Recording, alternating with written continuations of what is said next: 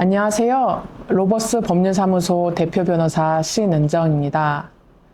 신축 오피스텔이나 아파트에 입주하셨는데 지하 주차장 벽체에 균열이 있거나 누수가 발생하면 난감하실 겁니다.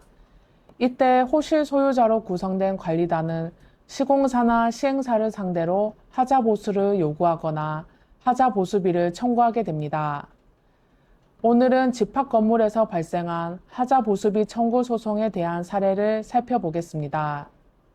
오늘 말씀드릴 사례는 2016년에 사용 승인을 받은 한 오피스텔에서 발생한 분쟁입니다. 입주자분들이 입주한 후 확인해 보니 지하 주차장에서 벽체 균열과 누수가 발견되었으며 복도 측 단열재가 미시공되는 등 여러 가지 하자가 발견되었습니다. 이에 호실 소유자들로 구성된 오피스텔 관리단이 시행사를 상대로 하자 보수비를 청구하는 소송을 제기하였습니다.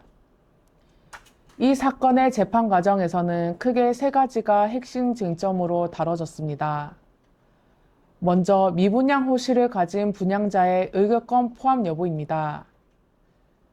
집합건물법상 관리단이 소송을 제기하려면 각 호실 소유자들의 일정 비율 이상의 서명 결의가 필요합니다. 그런데 이 사건의 피고인 시행사는 전체 208세대 중 68세대인 32%를 미분양 상태로 소유하고 있었습니다. 피고는 자신들이 소송에 동의하지 않았으므로 결의 요건을 채우지 못해 소송 자체가 부적법하다고 주장하였습니다.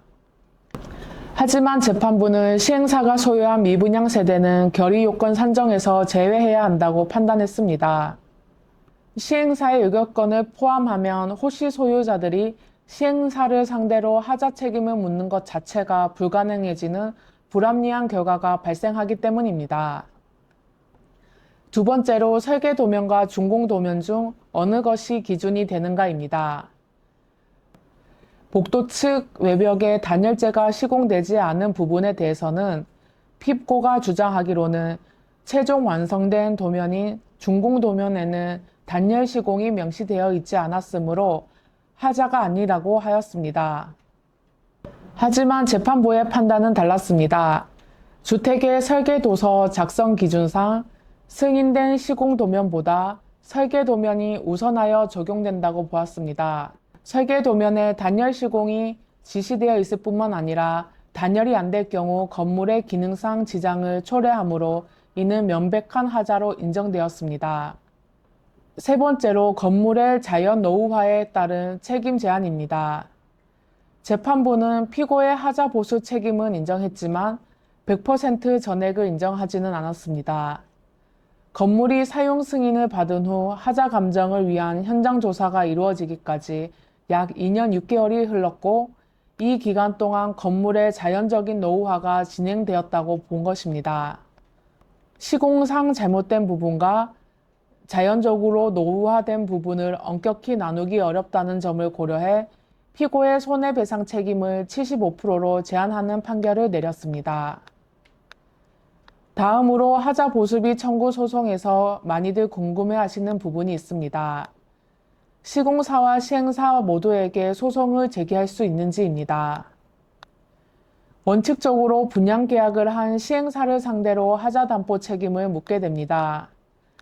다만 법률상 시공사에게도 직접 책임을 물을 수 있는 경우에는 시공사를 상대로도 소송을 제기하기도 합니다.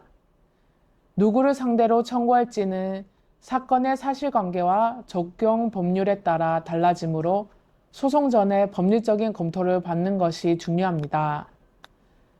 정리하면 집합 건물의 하자 보수비를 청구하기 위해서는 관리단 집회에 적법한 결의 요건을 갖추는 절차적 준비가 필수적입니다.